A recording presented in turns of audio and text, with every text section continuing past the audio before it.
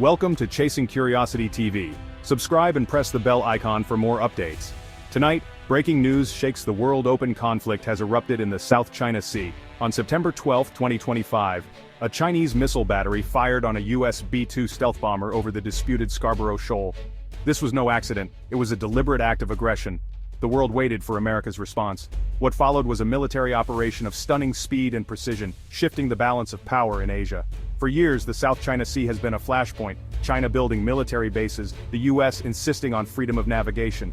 Until today, both sides avoided direct confrontation. Suddenly, a Chinese missile battery activated, scanning the skies with a new quantum radar. They locked onto a B-2 Spirit bomber, the Spirit of America, a symbol of US power. The Chinese quantum radar pierced the bomber's stealth, and the order was given. An HQ-9 missile launched, targeting the American bomber. This was a message from Beijing. Their control over the South China Sea was absolute.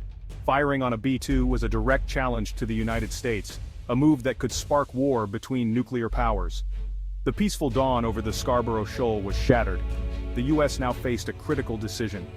The world watched, knowing this single event could change everything. The stakes had never been higher, the era of careful posturing was over, the first shot had been fired. Beijing's decision to fire on the B-2 was a calculated gamble. Years of watching US patrols had fueled their frustration and resolve. China's military modernization was meant to challenge American dominance in their backyard. The HQ-9 missile system, paired with quantum radar, was their test of American resolve. The B-2, a strategic asset capable of carrying nuclear weapons, had never been targeted before. China wanted to prove the US could no longer protect its allies or Project Power in the Pacific. They believed America would hesitate, divided and weary of foreign wars. The world wondered, had China miscalculated? The attack was a bold move, but it crossed a line. The US was forced to respond, or risk losing credibility with allies like Japan and the Philippines. China's message was clear, a new power was rising. But the consequences of this act would be far greater than Beijing anticipated. The gamble was on, the world held its breath. The next move would define the future of the Pacific. The stage was set for a confrontation unlike any before. In the cockpit, Major Eva Rostova's routine patrol turned into a nightmare. A sudden warning, powerful radar locked onto her B-2. Moments later, a missile launch was detected, an attack she'd only seen in simulations. Instantly, she banked the bomber hard, deploying chaff and electronic jammers. The B-2's advanced countermeasures fought to confuse the incoming HQ-9 missile. For seconds, the missile closed in, a deadly race between technology and training. The missile lost its lock, veered off, and self-destructed. Rostova survived, but the threat was far from over. Every detail of the attack was recorded and transmitted to US Strategic Command. This was more than an attack on a plane, it was an attack on the United States. The data would shape America's response. The world was about to change, and Major Rostova's ordeal was the spark. The message was clear, the era of impunity was over. The US would not let this stand. The next move would be decisive. The stakes had never been higher. The pilot's survival was just the beginning. The world braced for what would come next. The B-2's data hit US Strategic Command. Confirmation: a Chinese HQ-9 battery, quantum radar, Scarborough Shoal.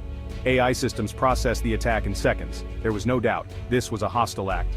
The Pentagon and White House Situation Room lit up with urgency. The president faced two options, diplomacy or a limited military response. Doing nothing would be seen as weakness, validating China's gamble. The Secretary of Defense pushed for immediate action. They crossed a line. If we don't respond, our assets and alliances are at risk. Others warned of economic catastrophe and escalation. The president demanded the fastest, most precise option. The answer: Operation Iron Dagger, a pre-planned, overwhelming strike using stealth and advanced munitions. The goal: end the immediate threat, re-establish deterrence, and avoid wider war. Execute Iron Dagger, the president ordered. From missile launch to counterattack authorization, 88 seconds. The decision was made at the speed of modern warfare. America would answer force with force. The world watched as the US prepared to strike back. The clock was ticking. The balance of power hung in the balance. The next moments would shape history. The US would not back down. The line in the sand was drawn. Retaliation was coming. Operation Iron Dagger was set in motion instantly. The US military had rehearsed this scenario for years. Speed and stealth were key. No slow carriers or large formations. This was a lightning strike. Two B-2 bombers from Guam joined the operation, supported by electronic warfare aircraft and F-22 Raptors. The EC-37B Compass call jammed enemy radar, creating a corridor of electronic silence. F-22S swept ahead, ready to intercept any Chinese fighters. The B-2S carried JASSM-XR cruise missiles, stealthy, long-range, and deadly. These missiles could be launched from hundreds of miles away, keeping bombers safe. High-altitude RQ-180 stealth drones provided real-time intelligence, confirming the HQ-9's location. The entire strike force was linked by secure data, sharing a complete battlefield picture. This was not a single punch, but a coordinated, overwhelming system. The American response was designed for one purpose: guaranteed success. The strike force moved into position. The world watched as the U.S. prepared to retaliate.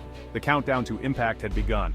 As the American strike force advanced, the electronic battle began. The EC-37B compass call unleashed powerful jamming, blinding Chinese radar and communications. Chinese operators saw only noise and false targets. Their defenses were paralyzed. F-22 Raptors, silent and stealthy, swept ahead to intercept any airborne threats. The B-2s, Spirit of Texas and Spirit of Ohio, approached undetected, their stealth restored. The Chinese quantum radar was overwhelmed, unable to spot the bombers. At the launch point, B-2 bomb bay doors opened. JASSM-XR cruise missiles dropped, engines igniting as they sped toward the target. The missiles skimmed low over the sea, nearly invisible to radar. The bombers turned for home, their job done. The missiles flew a pre-programmed path to destruction.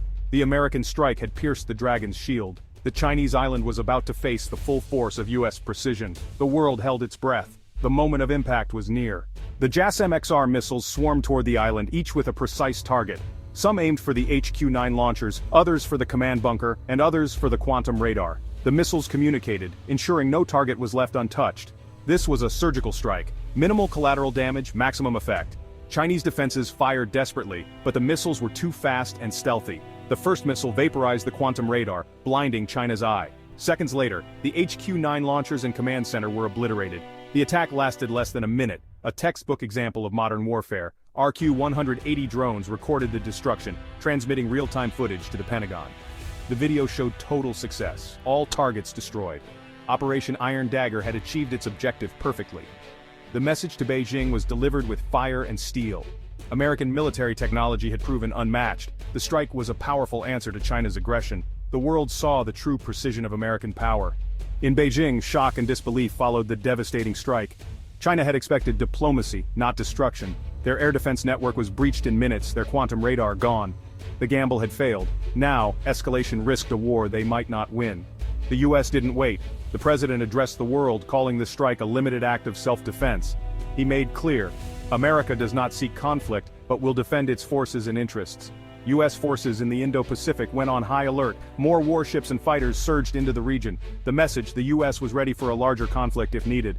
China's military reality was grim, their island defenses shattered, their A2/AD myth destroyed. Politically, Beijing was humiliated. State media went silent. The leadership chose to de-escalate, condemning the U.S. but avoiding further military action. For now, they had been outmatched. The 88-second decision and flawless execution forced China to back down. The world teetered on the edge, but war was averted. The balance of power had shifted.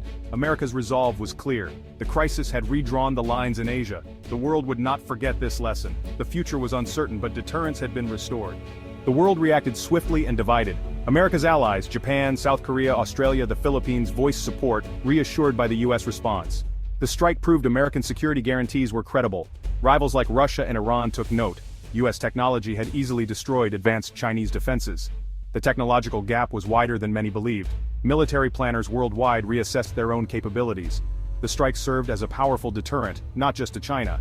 Economic shockwaves followed. Markets plunged. Oil prices soared. Supply chains faltered. The incident exposed the fragility of the global economy. It was a wake-up call to diversify and prepare for instability. The 88-second crisis taught the world speed, precision, and technology now define warfare. American deterrence was re-established. China's vulnerabilities exposed. The world saw how quickly regional disputes can escalate.